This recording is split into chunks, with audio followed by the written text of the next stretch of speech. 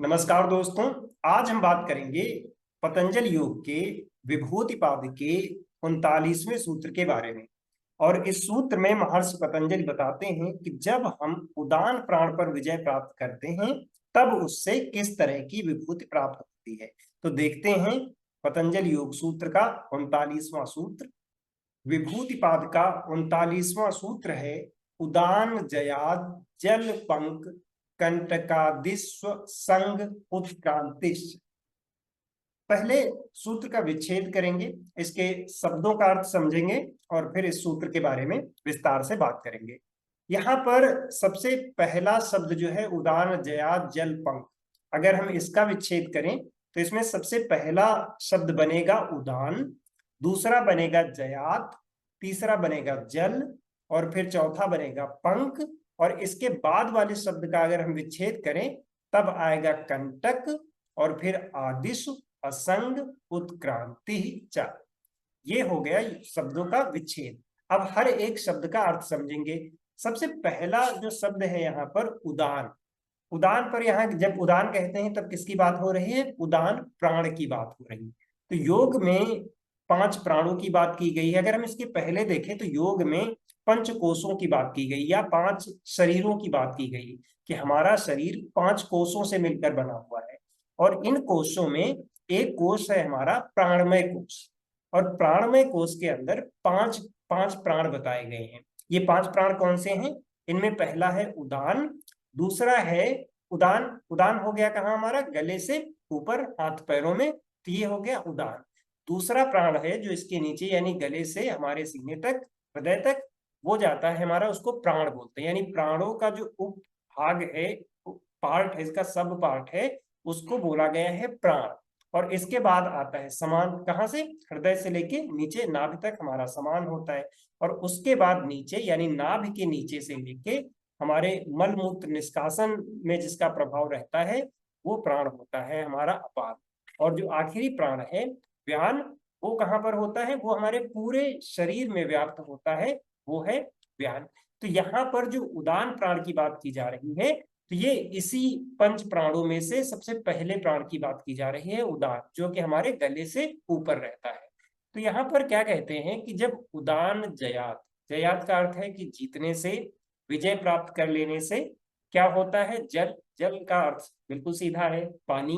पंख, पंख का क्या अर्थ होता है? पंख होता है कीचड़। और इसके बाद क्या कहते हैं? कंटक, कंटक क्या है? कांटे। आदिश, आदिश का मतलब है कि इत्यादि। फिर कहते हैं कि असंग उत्क्रांतिश्च। असंग का अर्थ होता है कि संग ना होना, साथ ना होना, सानिध्य ना होना, यानी किसी चीज से रहित हो जाना, परे हो जाना। अगला शब्द है यहाँ पर उत्क्रांतिश्च। उत्क्रांति होता है ऊर्ध्व गति, यानी ऊंची अवस्था में पहुंचना, ऊपर पहुंच जाना, ऊपर के लेवल पर पहुंच जाना, उसको कहेंगे ऊर्ध्वगति या उत्क्रांति। और चा का अर्थ होता है और। तो अगर हम सूत्र को एक साथ देखें तो इसका अर्थ होगा कि जब हम उदान प्राण पर विजय प्राप्त कर लेते हैं, यानी उदान प्राण पर विजय प्राप्त कर लेने से क्या होता है कि जल, पंख, कंटक आदि असंग, जल से यानी पानी से, कीचड़ से, कांटों से इत्यादि से असंग हो जाता है और योगी को ऊर्ध्व गति प्राप्त होती है, यानी उच्च अवस्था प्राप्त होती है, ऊंचे स्तर पर पहुंच जाता है। अब अगर इसको थोड़ा सा ध्यान से देखा जाए कि अगर आप उदान प्राण पर विजय प्राप्त कर लें तो फिर आपको, आपके ऊपर जल का असर नहीं होगा।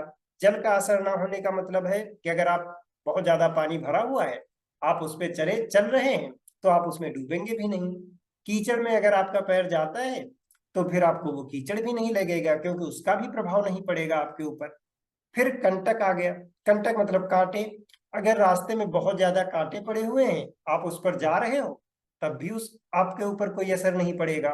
और क्यों क्यों नहीं पड़ेगा? क्योंकि आपने उदान प्राण पर विजय प्राप्त कर ली है। या और असंग का अर्थ है इन सबसे रहित हो जाना, यानी कि जल हो गया, कीचड़ हो गया, कांटे हो गया, इनका किसी भी तरह से कोई भी प्रभाव आपके ऊपर नहीं पड़ेगा और आप ऊर्ध्वगति को प्राप्त करोगे। थोड़ा सा भी अगर ध्यान से देखो, अगर इसको इस कॉन्टेक्स्ट में समझा जाए कि जल, कीचड़ इत्यादि, इनको प्रतीकात्मक रूप में लिया जा रहा है और इनको हम कह सकते हैं कि अगर ये जीवन की सामान्य समस्याएं हैं, इनका आप पर असर नहीं पड़ेगा। तो ये बात तो ठीक है, क्योंकि जैसे जैसे आप योग साधना में बढ़ते जाएंगे, आपको बाहरी चीजें परेशान नहीं कर पाएंगे। आपकी मन की स्थिति को बाहर के जो इंसिडेंट हैं, बाहर की परिस्थितियां हैं, या बाहर के लोगों का व्यवहार है, उससे आपका मन विचलित नहीं होगा, वो आपको डिगा नहीं पाएंगे। ये बात तो बिल्कुल सही है। तो अगर इसको प्रतीकात्मक रूप में इस तरह लिया जाए तब तो अर्थ ठीक बैठता है। लेकिन अगर इसको सामान्य रूप से देखा जाए कि आप योग कर रहे हैं, आपने उदान प्राण पर विजय प्राप्त कर ली, तो आप पानी में डूबेंगे नहीं, आपके कीचड़ नहीं लगेगा, आप कांटों के ऊपर चलेंगे फिर भी आपको कुछ नहीं होगा। ये बात ठीक नहीं बैठती है। अगर इतिहास देखा जाए या कुछ ग्रंथों की बात की जाए, तो कुछ ऐसे प्रसंग आते हैं जहां पर उन्होंने, मतलब कुछ लोग ऐसे हैं कि जिनके बारे में कहानियां हैं कि वो पानी पर चलते हुए दिखाई दे। और आप लोगों ने शायद कहीं देखा होगा कि कुंभ के मेले में कोई जो कांटों के ऊपर लेटा हुआ है, कोई आग जला के बैठा हुआ है, उस पर आग का असर नहीं हो रहा है। ये हो सकता है कि किसी प्रोसेस के थ्रू आप इन चीजों से ओवरकम कर ले, जिसका कोई फायदा नहीं है, योग से उसका कोई लेना देना भी नहीं है। लेकिन हकीकत में, और अगर इस तरह कुछ हो भी गया तो उसका कोई फायदा भी नहीं है। आप सोचो कि अगर आप पर कांटों का असर नहीं हो रहा है और सालों आपने ऐसी साधना की जिससे आपको इस तरह की कोई विभूति मिल गई, कोई सिद्धि मिल गई, क्या फायदा होगा? सस्ते से आप जूते ले लो, चप्पल ले लो, तो उससे बढ़िया सिद्धि तो वैसे ही हो जाएगी किसी भी तरह। और पानी आपको कहाँ, भरा ही कहाँ मिलता है जहां पर आपको डूबने के आसार हो। हाँ, अगर आप ऐसी जगह रहते हैं कि जहाँ फ्रिक्वेंटली बाढ़ आ जाती है, तो उसमें भी ऐसी सिद्धि बहुत काम आने वाली नहीं है। तो ऐसी अवस्था में आपको कुछ दूसरी व्यवस्था करनी पड़ेगी, तो वहां पर भी इसका कोई उपयोग नहीं है। तो इस तरह की जो भ्रम में डालने वाली चीजें हैं, इनका कोई फायदा नहीं है, और योग में ये आगे बढ़ने में कोई सहायता भी नहीं करेंगी। इसलिए इन सिद्धियों के चक्कर में ना पड़े। महर्षि पतंजलि भी कहते हैं पीछे के सूत्रों में कि ये सारी सिद्धियां योग के मार्ग में बाधक ही हैं, इनसे कोई फायदा नहीं होने वाला है। हालांकि सूत्र का ये पार्ट है तो इसको समझ लेना जरूरी है कि महर्षि पतंजलि यहाँ कहते हैं कि अगर आप उदार प्राण पर विजय प्राप्त करते हैं तो इन सारी चीजों से आपका असंग हो जाएगा और आपको ऊर्ध्व गति प्राप्त होगी। ऊर्ध्व गति तो चलो ठीक है, योग में आप आगे बढ़ोगे तो आपको, आपका स्तर ऊंचा होगा, सोचने की क्षमता डेवलप होगी, आपके विचार अच्छे होंगे, मन में आपको शांति मिलेगी, मन आपका एकाग्र रहेगा, तो डेफिनेटली आपकी अवस्था तो ऊंची होगी हर जगह पर, आप चाहे जो करना चाहे, क्योंकि आप मन को एकाग्र कर पाएंगे, आप समाधिष्ठ हो पाएंगे। ये बात तो बिल्कुल सही है। लेकिन फिजिकली अगर आप पर पानी डाला जाए, आपके ऊपर पानी ना पड़े, ऐसा कुछ नहीं होने वाला है। तो इसलिए इस भ्रम में ना रहें कि हम कुछ ऐसा कर लेंगे जिससे हमें इस तरह की स्थिति मिल जाएगी। योग में आगे बढ़ना है, जिसका उद्देश्य है हमें समाधि को प्राप्त करना, हम ध्यानस्थ हो सके, वो डेफिनेटली हो जाता है। तो इस सूत्र में यही बताया गया है। आगे कुछ और विभूतियों की चर्चा हुई है जिनको हम अगले सूत्र में देखें। इस योग की जानकारी को सभी लोगों तक पहुंचाने में सहयोग करें, इसके लिए चैनल को सब्सक्राइब कर लीजिए और ज्यादा से ज्यादा लोगों तक इसको शेयर कीजिए। धन्यवाद।